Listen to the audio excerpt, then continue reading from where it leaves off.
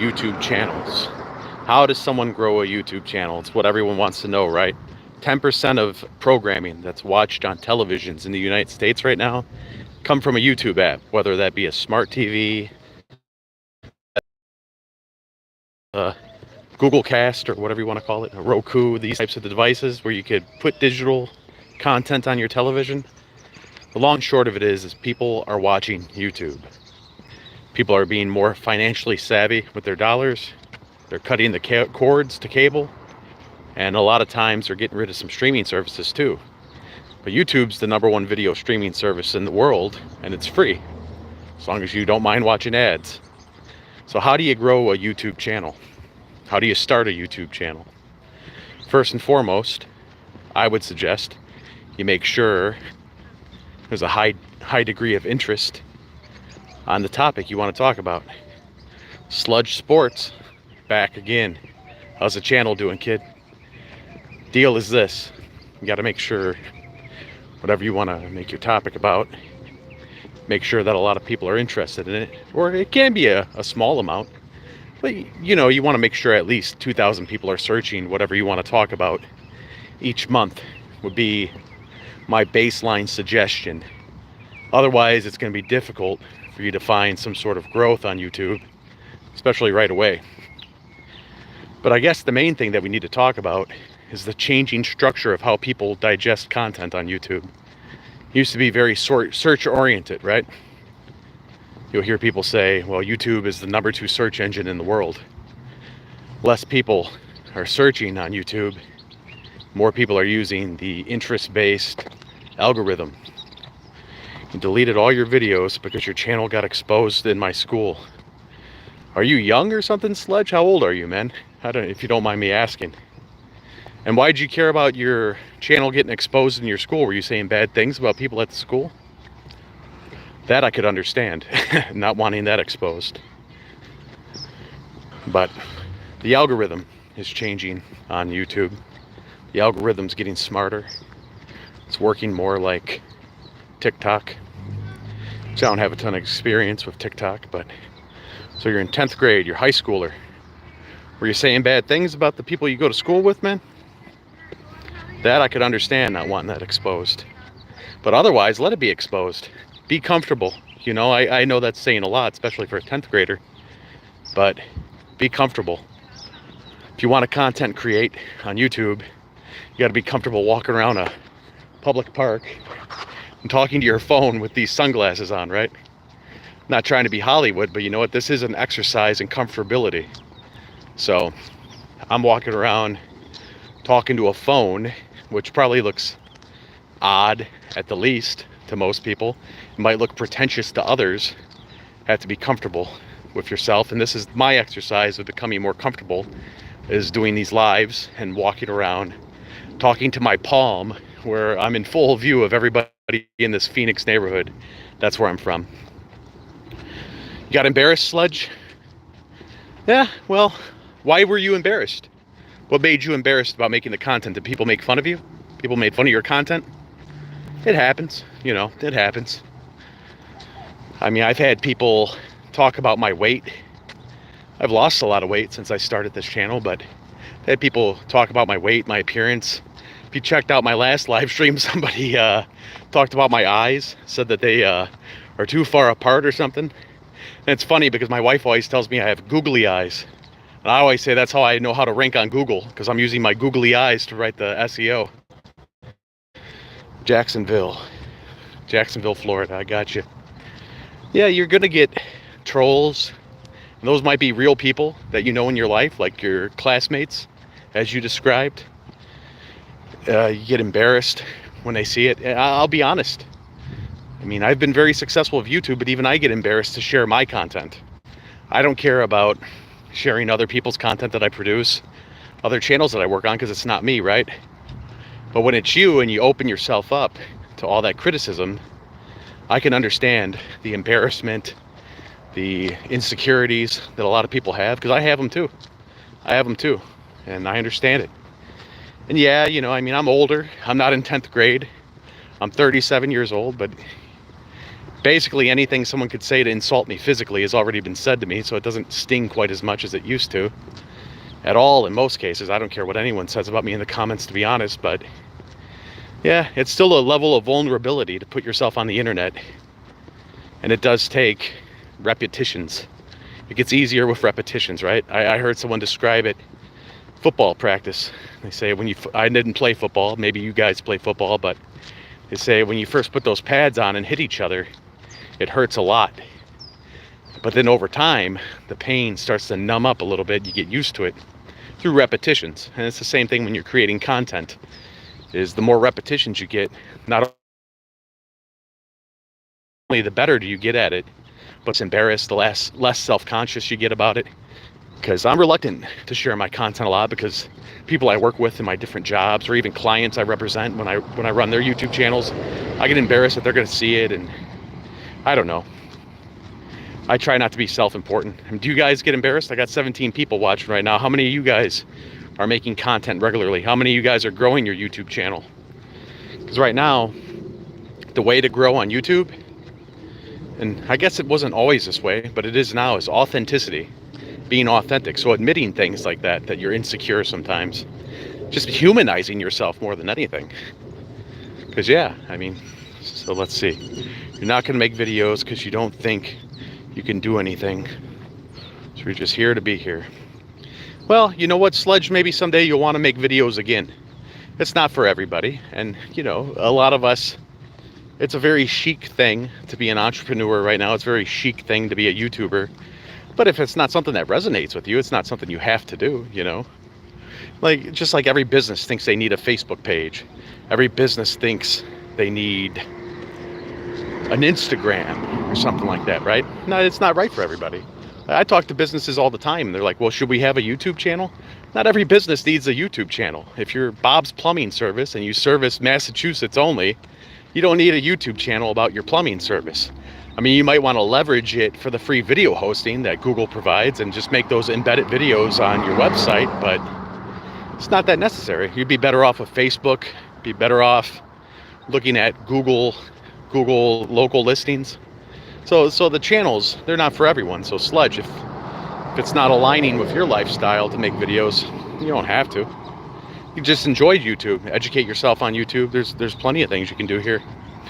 But how many of the 16 people I have watching now, how many of you are actually making content for YouTube? How many of you guys are, and ladies, are growing your content on the platform? Because it's going to grow. It's going to grow big time in the next couple of years.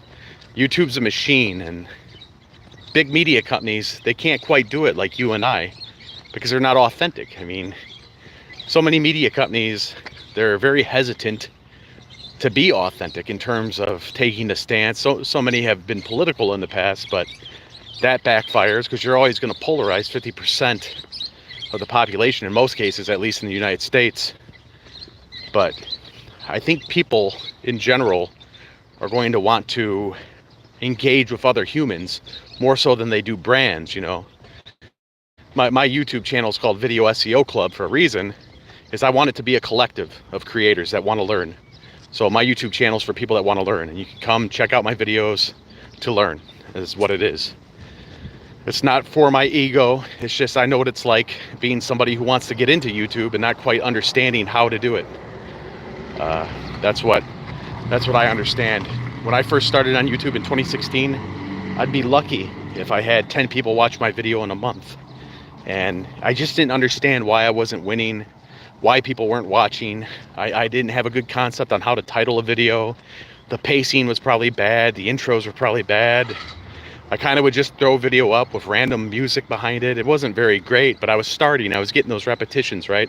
That's the most important thing, is to get your repetitions in.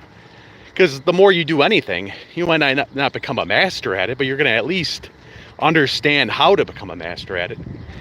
And that's kind of what YouTube's been for me. But when I got online on YouTube 2016, there wasn't even a whole lot of content about how to win at YouTube. And there's content now. You know, you have Think Media, you have vidIQ, I think TubeBuddy puts some stuff out. I want it to be more accessible. So I almost feel like sometimes those vidIQ videos, because I watch some of them, I only started watching them this year. I never watched them before, but I use vidIQ.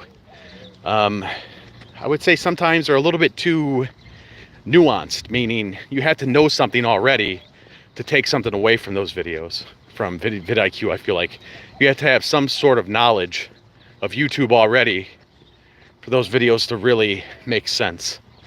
So that's why I do these live streams. If anyone has any questions about YouTube, any questions about titles, thumbnails, building a channel, and also they force me to keep coming out here and walking, even though it's about 95 degrees right now. Pretty soon walking season's going to be done here, but I'm walking up this mountain here. Sorry for that extreme close-up in Phoenix. So yeah, it's just something I enjoy doing. But see, I got 11 people watching right now. How many of you are making content?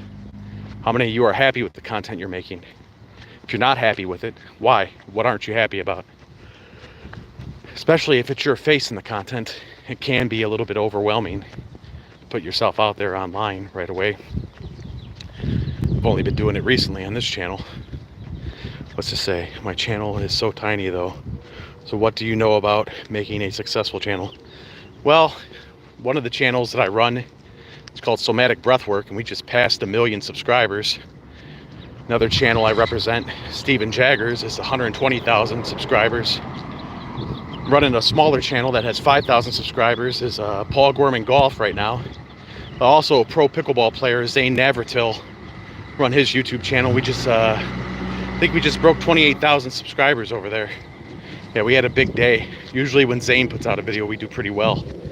So yeah, that's what I know about it. This channel I just kind of started.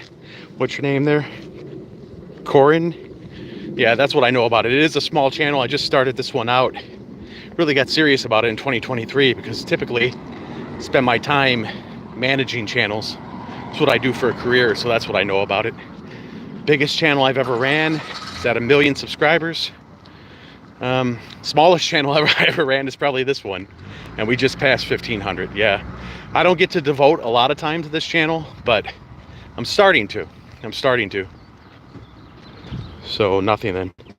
Yeah, I guess not. You know, I guess getting that million plaque demonstrates that I don't know anything about YouTube.